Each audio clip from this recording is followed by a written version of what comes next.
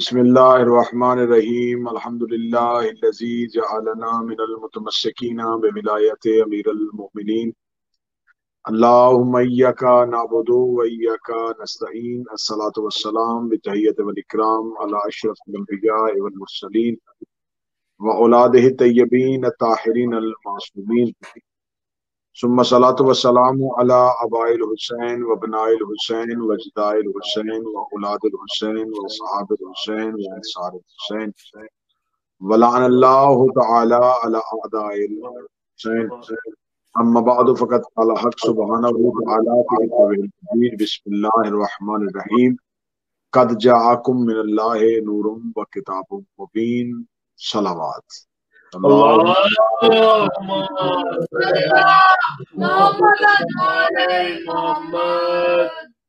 معرفت سرکار ولی العصر، معرفت حجت خدا، معرفت امام زمان کی نسبت سے اس عشرہ محرم کی آج کی دوسری مجلس آپ کی توجہات کی نظر ہے۔ ہر صاحب ایمان پر سرکار ولی العصر کی معرفت کو واجب کیا گیا، کیونکہ وہ اس دور کی حجت ہیں، اس دور کے امام ہیں، اس دور کے مولا۔ ہر ایک امام کی معرفت واجب ہے، لیکن ہر ریت پہ اس کے حاضر امام کی معرفت بقدر زیادہ واجب ہے۔ وہ اس وجہ سے کہ اگر ریت اپنے آقا کے حقوق سے واقف نہیں ہوگی تو وہ ریت کہلوانے کا حق نہیں رکھتی۔ سب سے مشہور مذہب آل محمد میں جو حدیث ہے، جو دعا ہے، جس دعا کو پڑھنے کا حکم بھی دیا گیا ہے، وہ دعائے معرفت ہے۔ اور دعائے معرفت میں بھی ہر ایک مومن اللہ سے معرفت چاہتا ہے کہ حجت دورہ کی معرفت اسے نصیب۔ ایک بڑی مشہور و معروف حدیث ہے، من ماتا ولم یعرف امام زمانہ ماتا میتۃ جاہلیہ، کہ جس نے اپنے وقت کے امام کی معرفت نہیں رکھی۔ یہاں پر لفظ معرفت آیا ہے، لفظ علم نہیں آیا۔ یہاں پر یہ نہیں کہا گیا کہ جس نے اپنے وقت کے امام کا علم نہیں رکھا۔ یہاں پر لفظ آیا ہے معرفت کا۔ علم اور ہے، معرفت اور ہے۔ کسی کے بارے میں جاننا علم کہلاتا ہے اور اس کو پہچاننا معرفت کہلاتا ہے۔ اگر ہم علم کی بات کریں تو تصور امام زمانہ یا تصور مہدی سے کوئی فرقہ دور نہیں، کوئی مذہب بھی اس سے دور نہیں۔ ہر مذہب کے ہاں، ہر ادیان عالم میں جتنے بھی دین پائے جاتے ہیں، ان کے ہاں کسی نہ کسی کے آنے کا وجود باقی ہے۔ تو یہاں حدیث میں علم کا حکم نہیں آیا، یہاں معرفت کا حکم آیا۔ یہ نہیں کہا کہ جو اپنے امام کو جانتا نہ ہو اور وہ مر جائے، فرمایا جو پہچانتا نہ ہو۔ لفظ ہے معرفت کا، امام کا عارف نہ ہو، معرفت کے بغیر مر جائے۔ سرکار کی دو طرح کی معرفت ہے، ایک معرفت عامہ ہے، ایک معرفت خاصہ ہے۔ جو معرفت عامہ ہے وہ ہر مسلمان کے پاس پائی جاتی ہے، لیکن جو معرفت خاصہ ہے وہ صرف مولا کے ریت کے پاس پائی جاتی ہے، اور مولا کی ریت ہی کے پاس ہونی چاہیے۔ ان مجالس میں ہم کوشش یہ کریں گے کہ امام زمان کی معرفت قرآن سے اور امام زمانہ کی جتنے بھی فضائل ہیں ان کو قرآن سے پڑھا جائے۔ اب جس دعا کو سب سے زیادہ پڑھنے کا حکم دیا گیا ہے وہ دعا ہے دعائے معرفت۔ اللہم عرفنی نفسک، میرے اللہ مجھے میرے نفس کی معرفت عطا فرما۔ اگر میں نے اپنے نفس کو نہیں پہچانا تو میں اپنے رسول کو کیسے پہچانوں گا، اور اگر میں نے اپنے رسول کو نہیں پہچانا تو میں حجت کو کیسے پہچانوں گا، اور اگر میں نے حجت کو نہیں پہچانا تو میں دین سے گمراہ ہو جاؤں گا۔ اگر تو نے مجھے اپنے رسول کی معرفت عطا نہ کی تو میں تیری حجت کو نہیں پہچان سکوں گا۔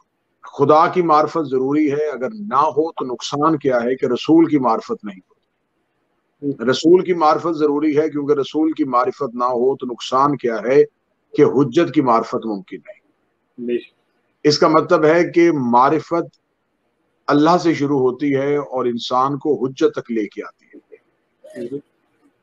پروردگار اگر تو نے اپنی حجت کی معرفت عطا نہ کی تو میں اب اس لفظ کو سمجھنے کی ضرورت ہے جو دعائے معرفت میں پڑھا جاتا ہے. اگر تو نے اپنی حجت کی معرفت عطا نہ کی تو یہاں لفظ یہ نہیں ہے کہ میں گناہ گار ہو جاؤں گا، یہاں لفظ نہیں ہے کہ میں خطا کار ہو جاؤں گا، یہاں لفظ نہیں ہے کہ میں بے سر و سامان ہو جاؤں گا. یہاں لفظ یہ ہے کہ اگر تو نے مجھے اپنے حجت کی معرفت عطا نہ کی تو میں بے دین ہو جاؤں گا. بے شک. یعنی کہ حجت کی معرفت اتنی ضروری ہے کہ اگر آپ نے وقت کے امام کی معرفت نہ کی تو صرف گناہ گار نہیں ہوتے، دین سے نکل جاتے. بے شک. آج حقوق امام زمانہ پہ بات کریں گے. حقوق امام زمانہ پہ جہاں گفتگو ہوتی ہے تو سرکار امام زمانہ کا جو پہلا حق ہے ریت پہ وہ حق ہے امام کا انتظار. اور یہ بات بڑی سمجھنے کی بات ہے، اس بات کو سرسی نہ لیجئے گا، اس بات کو سمجھیے گا کہ سرکار امام زمانہ کا انتظار ریت پہ واجب ہے. بے شک. کیسے واجب ہے؟ آئیے قرآن سے امام زمانہ کا پہلا حق پڑھتے ہیں. خداوند متعال سورہ یونس میں ارشاد فرماتا بسم اللہ الرحمن الرحیم قل فانتظروا انی معکم من المنتظرین. کہہ دیجئے کہ آپ بھی انتظار کریں اور میں بھی آپ کے ساتھ انتظار کرنے والوں میں.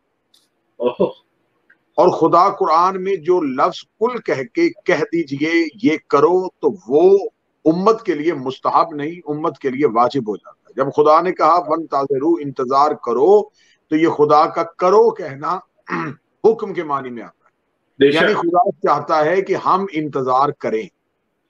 اب انتظار کرنا ہم پہ مستحب نہیں، انتظار کرنا واجب ہے. رسول صرف مومنین پر واجب نہیں، کہہ دو کہ تم بھی انتظار کرو. یعنی کہ خدا نے اس بات کو سمجھیے کہ خدا نے قرآن میں کہا نماز پڑھو، خدا نے قرآن میں کہا روزہ رکھو، خدا نے قرآن میں کہا زکوٰۃ دو، لیکن خدا نے قرآن میں یہ کہیں نہیں کہا کہ نماز پڑھو میں بھی تمہارے ساتھ نماز پڑھوں گا. خدا نے قرآن میں یہ نہیں کہا کہ روزہ رکھو میں بھی تمہارے ساتھ سحر و افطار کروں گا. خدا نے یہ نہیں کہا کہ میرے گھر کا طواف کرو میں بھی تمہارے ساتھ طواف کروں گا. انتظار اتنی بڑی عبادت ہے کہ خدا کہہ رہا انتظار کرو میں بھی تمہارے ساتھ انتظار کروں. کیا بات ہے جی علماء.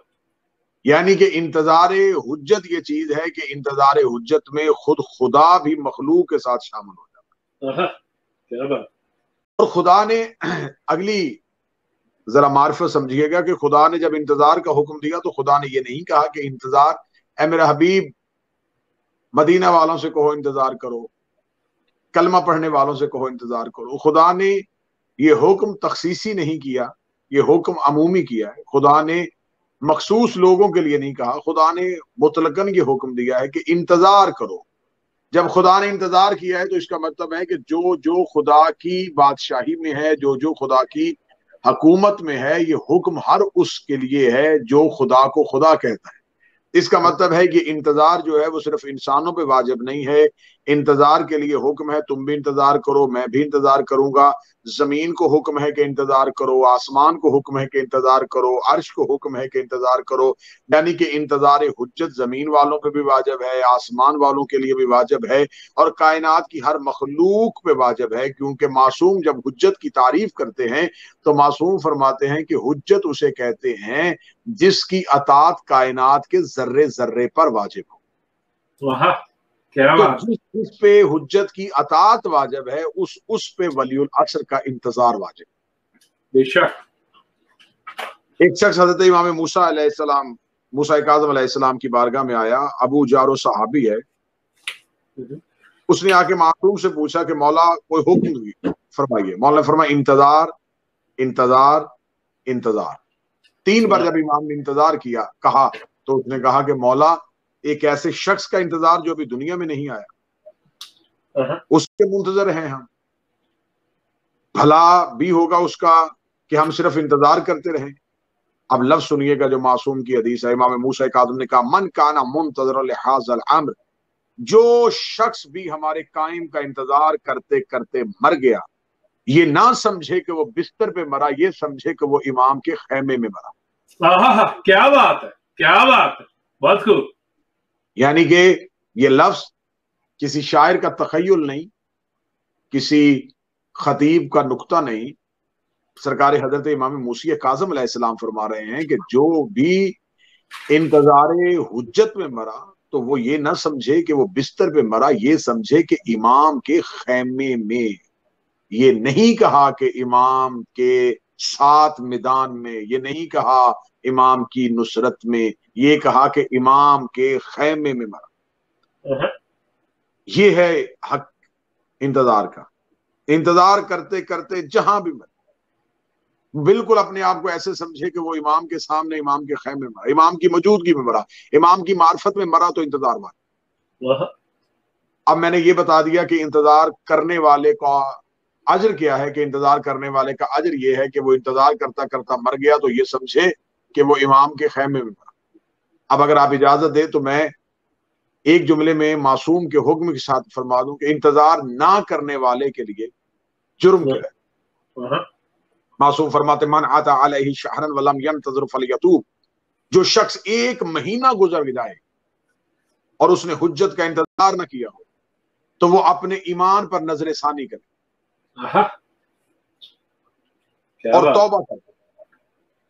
من عطا علیہ سنت ولم ينتظر فدفن فی مقابر الزنادقہ، اور فرماتے جس کو ایک سال گزر جائے، پورے سال میں اس نے ایک دن بھی انتظار نہ کیا ہو اور اگر وہ مر جائے، اب یہ لفظ سنیے گا، یہ لفظ میرے نہیں، معصوم کیا، معصوم فرماتے پورا ایک سال گزر جائے اور اس نے انتظار نہ کیا ہو اور وہ مر جائے تو اسے یہودیوں کے قبرستان میں دفن کرنا۔ اوہ کیا بات، کیا بات۔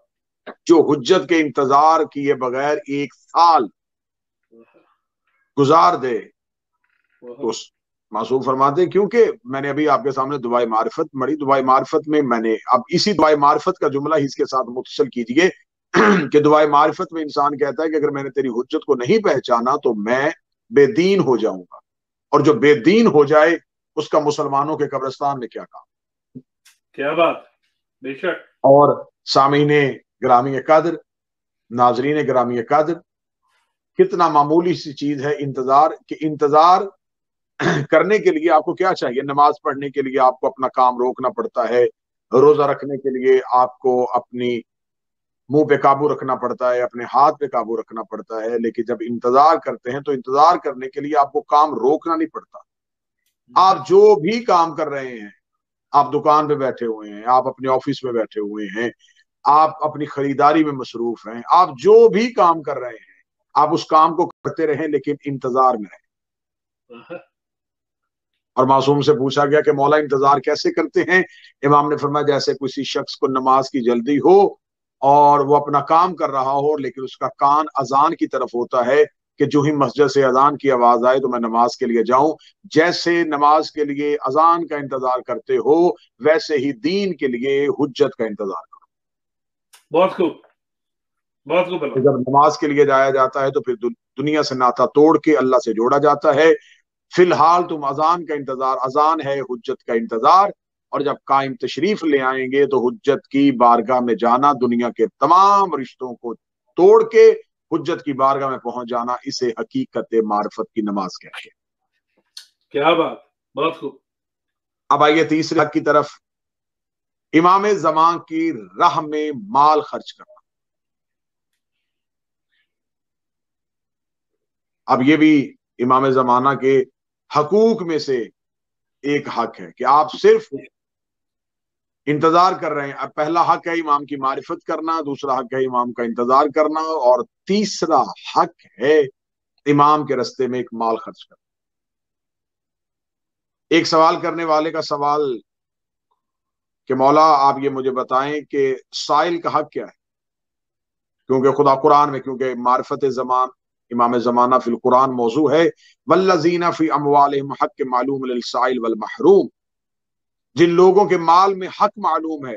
ایک سوال کرنے والے نے کہا کہ مولا حق کے معلوم للسائلین کیا ہے؟ والمحروم، محرومین نہیں کہا بلکہ محروم کہا، کہ ایک سوال کرنے والے کا حق، ایک سوال کرنے والے کو اس کے حق سے محروم کیا ہے۔ ممکن ہے یہاں کوئی سائل سے مراد گداگر سمجھ رہے، ہرگز ایسا نہیں۔ سائل اور گداگر میں بڑا فرق ہے۔ آپ ایک کاغذ پہ سوال لکھ کے بھیجے کہ آپ اس سوال کا جواب دیں تو آپ سائل ہیں، گداگر نہیں۔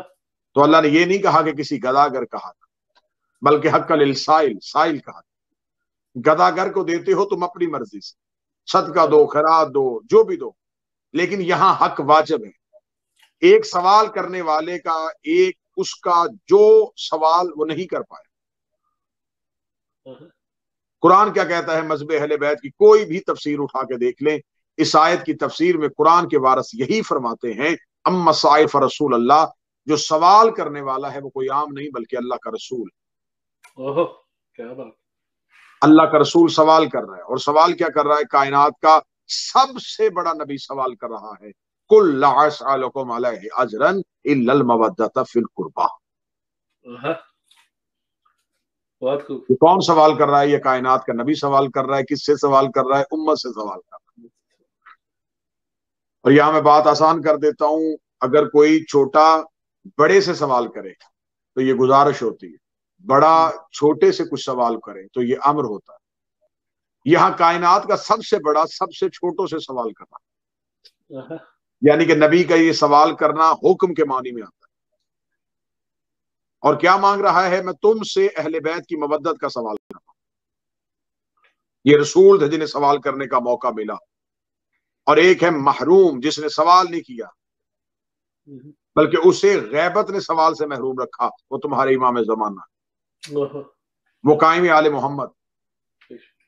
تو یا رسول کا حق معلوم بتایا جائے خدا نے، یا پھر امام عصر کا؟ ایک ختم نبوت کی علامت ہے، ایک ختم ولایت کی نشانی ہے۔ ایک پہ نبوت ختم ہوتی ہے اور ایک پہ امامت ختم ہوتی ہے۔ ایک نے اپنا سوال کر دیا اور ایک کا سوال کرنا ابھی باقی ہے۔ فطرت انسانی ہے کہ وہ ہر چیز میں اپنا فائدہ ڈھونڈتی ہے، بشریت اپنا منافع دیکھتی ہے، تو خدا نے دین کے معاملے میں بھی اس منافع کے قانون کو مد نظر رکھا۔ یہ کرو گے تو اتنا نفع۔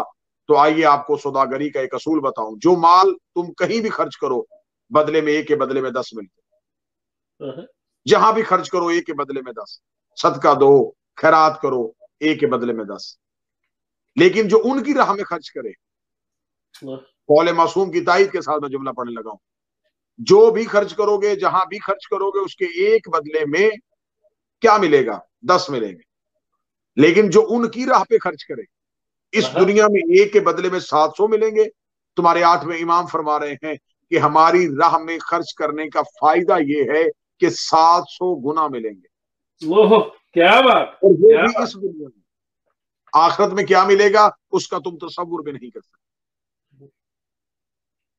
سوال کرنے والے نے سوال کیا کہ مولا اس کا کوئی حکم آپ ہمیں قرآن سے بتا سکتے ہیں جہاں خدا نے فرمایا ہو کہ جو سبیل اللہ میں خرچ کرے گا؟ تو امام نے فرمایا کیا تو نے قرآن میں نہیں پڑھا کہ اللہ اپنی راہ میں خرچ کرنے والے کو کیا کہہ رہا ہے؟ مثل الذین ینفقون اموالهم فی سبیل اللہ کمثل حبۃ، کہ جس نے اللہ کی راہ میں خرچ کیا، جو لوگ بھی اللہ کی راہ میں خرچ کرتے ہیں اللہ ان کو منافع کے ساتھ واپس کرتا ہے۔ اس کا مولا وہ تو سبیل اللہ میں خرچ ہے۔ امام نے فرمایا نحن سبیل اللہ، وہ اللہ کی سبیل ہم ہیں۔ کیا بات، کیا بات، نعرہ حیدری۔ اب اگلا حق جو ہے امام کے لیے معرفت، دوسرا حق انتظار حجت، تیسرا حق امام کی راہ پہ مال خرچ کرنا، چوتھا حق سرکار کی ظہور کی دعا مانگنا۔ ویسے تو ہر امام کے لیے کہا جاتا ہے، لیکن باقی ائمہ کے لیے یہ بات پردے میں رہی۔ جس کسی نے اس راز کو پا لیا سو پا لیا، جو نہیں پا سکا وہ مجرم نہیں۔ بلکہ باقی ائمہ کے زمانے میں ایسا تھا، جب کوئی نماز پڑھنے والا نماز پڑھتا بعد میں دعا نہیں مانگتا تھا تو خدا اعمال لکھنے والے فرشتوں کو حکم دیتا تھا کہ اس کی نماز اس کے منہ پہ مارو۔ کیا میں اس کے ٹکروں کا محتاج ہوں؟ کیا مجھے اس کے سجدوں کی ضرورت تھی؟ کیا مجھے اس کے اٹھنے اور بیٹھنے کی ضرورت تھی؟ میں نے تو اس پر نماز واجب اس لیے کی تھی یہ مجھ سے کچھ مانگے تاکہ میں اس پر اپنی رحمت کروں۔ جو نہیں مانگتا دعا مجھے اس کی عبادت کی ضرورت نہیں، منہ پر مارو۔ قاعدہ کلیہ رہا امام حسن عسکری علیہ السلام کے دور تک، یہ کلیہ قانون رہا۔ اب جب تک تمہارے زمانے کے امام بظاہر دنیا میں تشریف لائے تو اب 2 قانون لاگو ہوں گے۔ جو شخص اپنے لیے دعا نہیں مانگتا اس کی نماز اس کے منہ پہ مارو۔ آپ کے مذہب کے بہت بڑے عالم دین علامہ سید علی ابن طاؤس ہر شب جمعہ امام زمانہ سے درس لیتے. کیا مقام ہوگا جو ہر شب جمعہ سرکار ولی العصر کے سامنے زانو یہ ادب طے کرتا ہو. ہر 8ویں شب براہ راست حجت خدا کی شاگردی میں انہوں نے اپنے بیٹے کو، ان کے بیٹے بہت بڑے عالم تھے اپنے دور کے، تو اپنے بیٹے کو وصیتیں لکھوائیں، تحریریں لکھوائیں. پھر لوگوں کو گواہ بنانے کے لیے وصیتوں کو ایک کتاب کی شکل دی. کتاب کا نام ہے کشف الحجہ. اس میں اپنے بیٹے کو وصیتیں کرتے ہوئے حقوق واجبہ کی بحث کرتے کرتے جب یہاں آئے نا کہ امام زمانہ کے لیے دعا مانگنا واجب ہے، تو آگے اپنے بیٹے سے کہتے اے میرے بیٹا، اے میرے جگر کی ٹھنڈک، اگر کوئی جاہل تم سے یہ کہے کہ بھلا امام زمان کو تمہاری دعا کی کیا ضرورت ہے، کیا امام تمہاری دعا کا محتاج ہے، تو اسے فوراً یہ کہہ دینا کہ اللہ کو تمہارے سجدوں کی کیا ضرورت ہے. اللہ بے نیاز ہے، اسے تمہارے سجدوں کی کیا ضرورت ہے. جس طرح خدا کو ہمارے سجدوں کی ضرورت نہیں، لیکن وہ اس لیے کرواتا ہے تاکہ حق کے ابدیت ظاہر ہو. امام کو بھی ہماری دعا کی ضرورت نہیں، کرواتا اس لیے ہے تاکہ حق کے ریت ادا ہو. کیا بات ہے. جی جی علامہ بہت خوب. جیسے اللہ عبادت کرواتا ہے تاکہ حق کی ابدیت ادا ہو، حجت دعا کرواتی ہے تاکہ حق کے ریت ادا ہو. بہت خوب.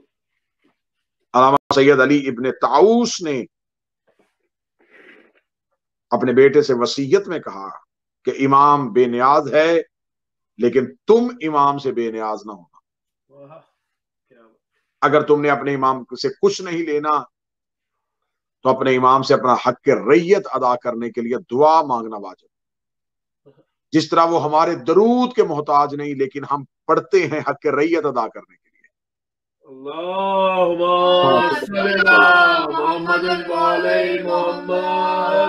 اس طرح ہماری دعا کی انہیں احتیاج نہیں کہ ہم دعا کریں گے تو ان کا ظہور ہوگا، ہم دعا نہیں کریں گے تو ان کا ظہور نہیں ہوگا. یہ خدا کے ہاں راز ہے، یہ ان کا سر ہے. یہ خدا کی اور ان کی راز کی بات ہے کہ وہ کب زمانے میں اپنا ظہور کریں گے، لیکن ہمارے لیے ان کا ظہور مانگنا ان کا فائدہ نہیں، ہمارا فائدہ ہے. بے شک بے شک. تاکہ ہم لوگوں کو بتائیں اور ان تک یہ بات پہنچائیں کہ ہم ان کے حقوق سے جاہل نہیں بلکہ ان کے حق کو پہچان دیں. فقط دعا نہیں، صرف دعا سے کام نہیں چلے گا، بلکہ دعا کو دعا کی حد انتہا پر لے جانا. مثال دیتے دیکھیں ان سے آل محمد سے محبت کا حکم نہیں، مودت کا حکم. مودت محبت سے بہت اوپر کی چیز. بے شک. ہم ان کے لیے لفظ محبت استعمال کر لیتے. پہلی بات تو یہ ہے کہ کائنات میں ہر انسان محبت کرنے میں خود مختار ہے، مجبور نہیں، اور ان سے محبت کرنے میں حکم الہی کے تحت مجبور ہے. اب اگر آپ سے کوئی محبت کرے یا مجھ سے کوئی محبت کرے تو اس کی مہربانی ہے. اگر کوئی نہیں کرتا تو ہم اسے مجبور نہیں کر سکتے. ایسے ہی آپ کسی سے زبردستی محبت نہیں کروا سکتے، آپ زبردستی کسی سے نہیں کہہ سکتے کہ تم مجھ سے محبت کرو. لیکن کیسی ہے امام زمانہ کی حقیقت کہ خدا مجبور کر رہا ہے کہ ان سے مودت کرو. کیا بات کیا بات. امام زمانہ کے ساتھ یہ معاملہ نہیں ہے، یہاں پر محبت واجب ہے. بے شک. اب میں اگلا جملہ کہوں گا تو آپ کی پاکیزہ سماعتوں کو مزید روشن کرے گا کہ آپ مجھے بتائیں کہ محبت کمال سے ہوتی ہے یا نقص سے ہوتی ہے. اگر میں نے کہا کہ زمانہ سے محبت کرو تو میرا علم بھی محدود، میری سوچ بھی ناقص، یہاں خدا کہہ رہا ان سے محبت کرو. اب یہاں تو اللہ کے خلاف بات کرو کہ خدا معاذ اللہ ہمیں نقص سے محبت کرنے کا حکم دے رہا ہے. اگر خدا کے خلاف یہ بات نہیں کر سکتے تو پھر جبرن اور قہرن یہ ماننا پڑے گا کہ اللہ نے تو کمال سے محبت کرنے کا حکم دیا. تو اس کا مطلب ہے کہ آل محمد وہ کمال ہیں جن سے اللہ مودت کا حکم دیا ہے. بے شک.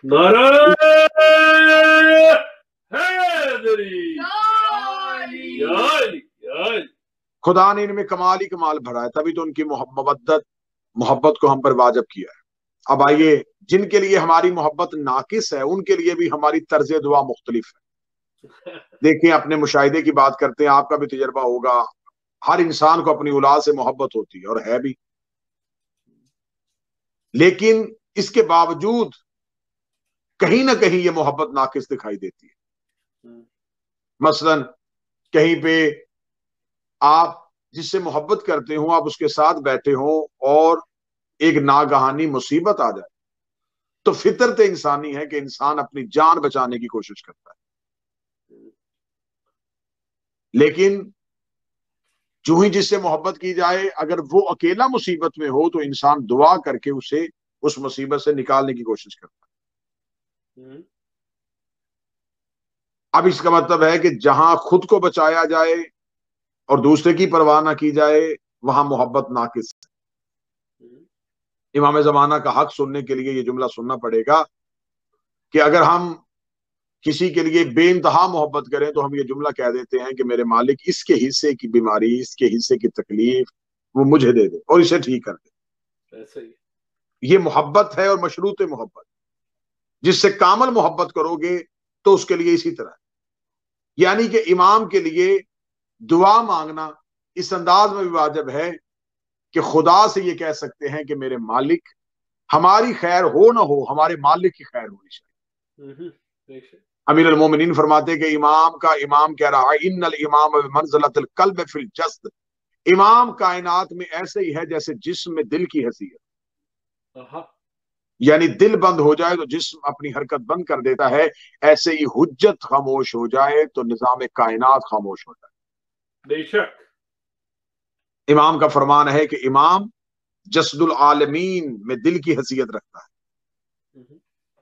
تو ہر انسان ہدایت کہاں سے لیتا ہے؟ اپنے دل سے۔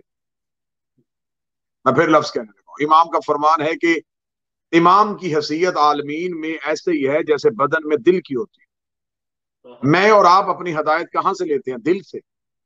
تو اس کا مطلب امام نے فرمایا کہ امام کی حیثیت کائنات میں ایسے ہی عالمین میں ایسے ہی ہے جیسے جس میں دل کی ہوتی ہے، تو اس کا مطلب عالمین ہدایت لے رہا ہے تو امام سے لے رہا۔ دل ایک ہے اور اس دل کے تحت چلنے والی رایا بہت زیادہ ہے، مثلا ہاتھ دل کی رایا، آنکھیں دل کی رایا، یہ تمام کے تمام دل کی رایا۔ دل کہتا ہے تو ہاتھ اٹھتا ہے، دل کہتا ہے تو پاؤں اٹھتا ہے۔ جیسے دل کے بغیر بدن حرکت نہیں کرتا ویسے حجت کے بغیر کائنات کا ذرہ بھی حرکت نہیں کرتا۔ کیا بات ہے، بے شک۔ اور جیسے عضو کو تکلیف ہو تو دل کو تکلیف ہوتی ہے، ایسے ہی عالمین کا سلطان وقت کا امام۔ علامہ شیخ مفید علیہ رحمہ کی ایک توقیہ مبارکہ ہے، شیخ مفید کو سرکار امام زمانہ لکھا کہ ہمیں اپنے شدائد کے بارے میں امام زمانہ کو بتانا پڑے، یا وہ خود بخود مطلع ہوتے، تو امام نے جواب دیا توقیہ شریف پڑھ لیجئے کہ مولا اگر ہم اپنی مصیبتیں آپ سے بیان کریں تو آپ کو تب ہی پتہ چلتا ہے یا آپ ہماری مصیبتوں سے واقف ہوتے ہیں؟ کیا آپ کو ہم بتائیں کہ ہمیں یہ تکلیف ہے یا آپ کو خبر ہوتی ہے کہ ہمیں کیا تکلیف ہے؟ تو انتصار شاہ صاحب جملہ سنیے گا، سرکار نے توقیع کا جو جواب لکھا وہ جواب سنیے گا۔ فرمایا اے شیخ اگر ایک لمحے کے لیے ہم تم سے اپنی نظر ہٹا لیں تو تمہارے دشمن تمہیں مٹا ڈالیں۔ ایسے ہی فرمایا تمہارا وجود دلیل ہے اس امر کی کہ ہماری نگاہوں کے پہرے میں ہو، اس لیے اس کے لیے دعا مانگا کرو، اگر وہ خیر سے ہے تو پھر کائنات کا ہر چیز خیر سے۔ بے شک۔ پانچواں حق شدت میں، تکلیف میں، مشکلات میں اپنے وقت کے امام کو بلانا اور ان سے مدد طلب کرنا۔ کیا بات، یہ بھی امام کے حقوق میں سے ایک ہے۔ اگر آپ اپنے وقت کے امام کو مشکل میں اور مصیبت میں نہیں پکارتے تو یہ سمجھیے کہ آپ امام سے روگردانی کر رہے ہیں اور امام کے ہونے والی حقیقت کا انکار کر رہے ہیں۔ مثلا اگر کوئی انسان تکلیف میں اپنی ماں یا باپ کو تکلیف یا اس درد کا احساس بتاتا ہے، اس کا درد کا احساس بتانا اس بات کی دلیل ہے کہ میرے پاس میرے رشتوں میں سب سے قریبی رشتہ میرے ماں کا ہے، میرے باپ کا ہے، جسے سب سے پہلے میں اپنی تکلیف بتاتا ہوں۔ تو جسے تم اپنا رشتہ سمجھتے ہو یہ رشتے क़यामत वाले दिन टूट जाने हैं। अगर माँ और बाप से भी करीबी रिश्ता है तो वो रैयत का अपने इमाम के साथ रिश्ता है।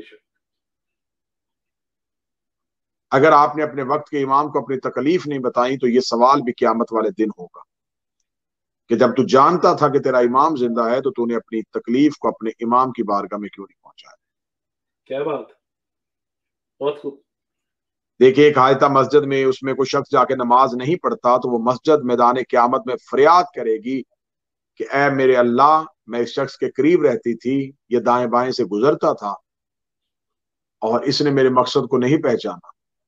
तो अगर मस्जिद नमाजी का गिला कर सकती है तो क़यामत के मैदान में हुज्जत राया का गिला कर सकती है।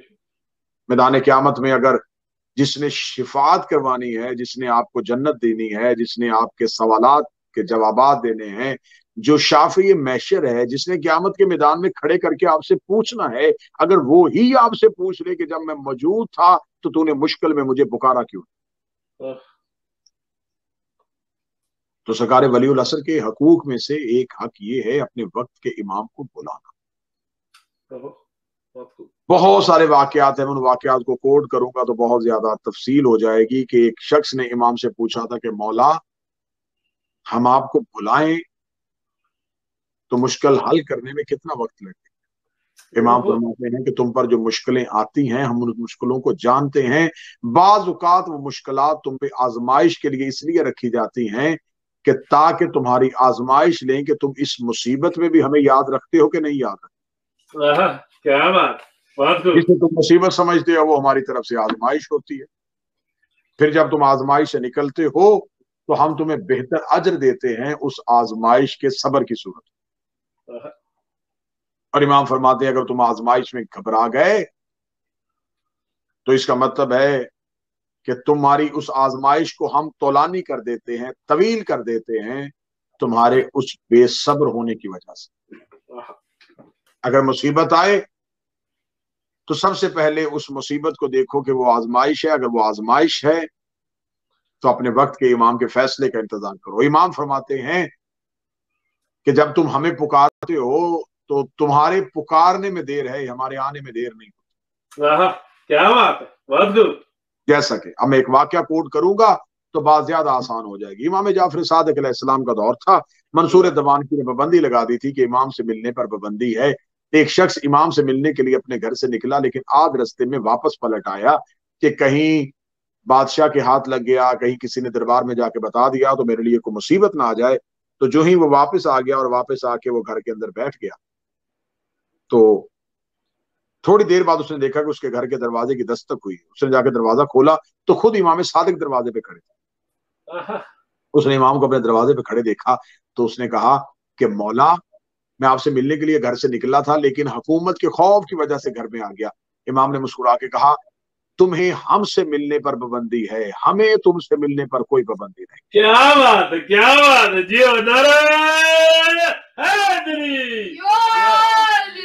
इस वाक़े से एक और बात भी सामने आ गई कि अगर आप हुज्जत को नहीं ढूंढ सकते तो आप हुज्जत को पुकारे, हुज्जत खुद तुमसे तुम्हारी मुश्किल पूछने के लिए पहुंचे। ये हकूक इमाम की गैबत में रैयत पे वाजिब है। इमाम की मारिफत, इमाम का इंतजार, इमाम की राह में माल खर्च करना, इमाम के ज़हूर की कसरत से दुआ करना, और पांचवा हक अपनी मुश्किलात और अपनी मुसीबतों में अपने वक्त के इमाम को बुलाना। आज की इस मजलिस में मेरे बरादर ज़ी वकार सैयद इंतसार शाह साहब के मरहूमीन के बुलंदी दर्जात के लिए और हमारे मरहूमीन के बुलंदी दर्जात के लिए और सरकार वलीउल असर की बारगाह में हमारी इस मेहनत को कबूल होने के लिए ये शर्त चीजें काफी हैं कि अगर इन 5 हकूक को हमारे सुनने वाले नाजरीन और सामीन में से किसी एक ने भी अडॉप्ट कर लिया तो समझें कि हमने अपने हक को पहुंचा दिया और हमारे वक्त के मौला हम पे राजी हो जाए। क्या बात। इंतजार हुज्जत करें, मार्फत हुज्जत करें, इमाम को पुकारें, इमाम के ज़हूर की दुआ करें, इमाम की राह में माल खर्च करें और अपनी मुश्किल और मुसीबतों में अपने वक्त के इमाम को पुकारें। यही तो वजह है कि मुश्किल वक्त में इमाम को पुकारने का हुक्म दिया गया।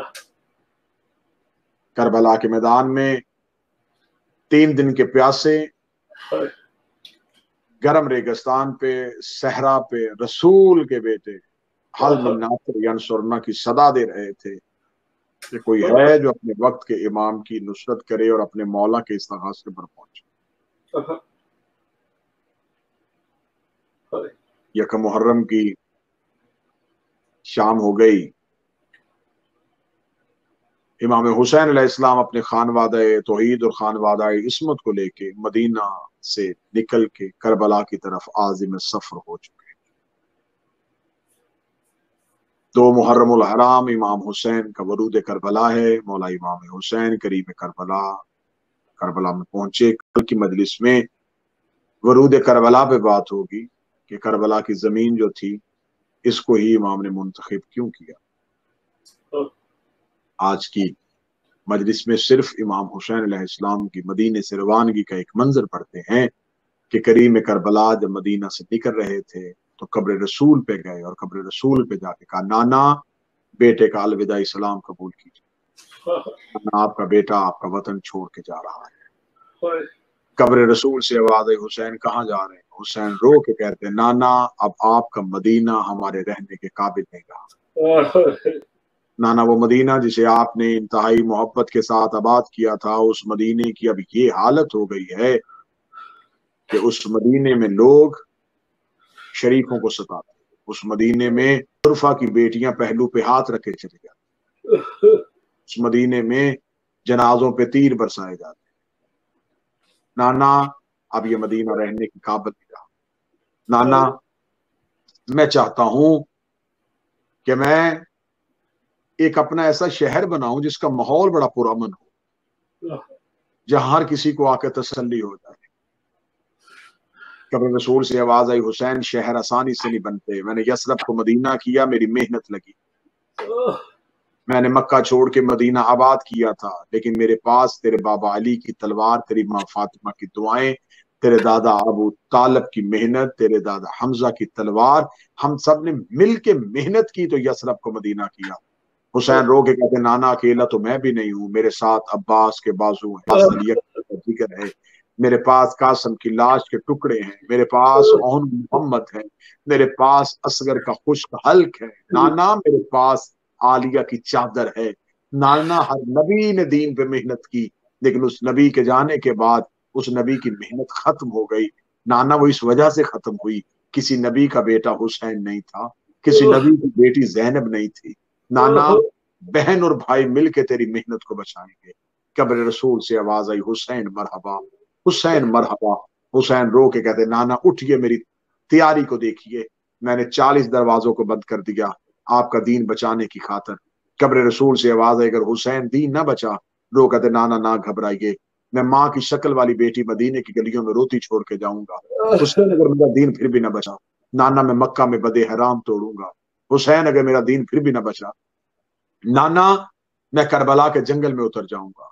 हुसैन अगर दीन फिर भी ना बचा, नाना मैं अब्बास के बाजू दूंगा। हुसैन अगर मेरा दीन फिर भी ना बचा, नाना मैं अली अकबर का जिगर दूंगा। हुसैन अगर दीन फिर भी ना बचा, नाना मैं असगर की गर्दन से तीर खींचूंगा। हुसैन अगर दीन फिर भी ना बचा, रो कहते, नाना ना घबराइए, सर सजदे में रखूंगा मैं, उठाएगा मेरा कातिल। आवाज अगर तेरे सर के बाद भी दीन न बचा। हुसैन रो कहते, नाना फिर आप मुझे बताइए कि आपके दीन को क्या चाहिए। अभी रसूल की आवाज नहीं आई थी, या सैयदों के घर से एक बीबी के रोने की आवाज आई। हुसैन घबराइए ना, नाने से वादा कीजिए, करबला जाने आप जाने, शाम जाने आपकी बहन जाने। हुसैन करबला में आप चले जाना, शाम में आपकी बहन चली जाएगी। कब्र रसूल से हुसैन उठे, रो के कहते, नाना अलविदा, नाना अब तेरा हुसैन जा रहा है। नाना मुझे जैनब की सदा मिल गई है। रोते हुए घर में आए, बहन के गले में बाहें डाली। हुसैन की रो के आवाज आई, अली क्या आपने ये तो कह दिया कि मैं आपके साथ दीन बचाऊंगी, लेकिन आप बताइए आप मस्तूर हैं, आप मस्तूर होकर दीन कैसे बचाएंगी?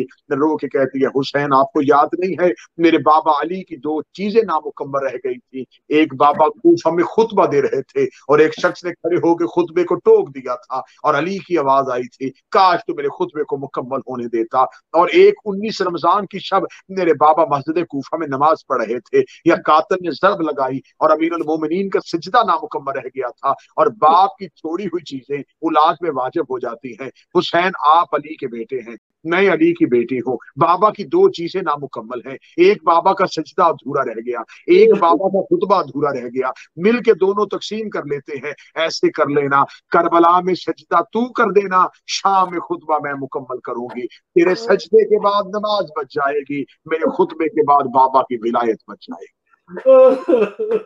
इसी पैगाम को लेके भाई और बहन कब्र रसूल से उठे और मदीना तो रसूल को अलविदा कह दिया। सामीन ग्रामी कद्र, आज मदीना आबाद है हुसैन की वजह से, आज मदीना मुनव्वरा है आलिया की वजह से।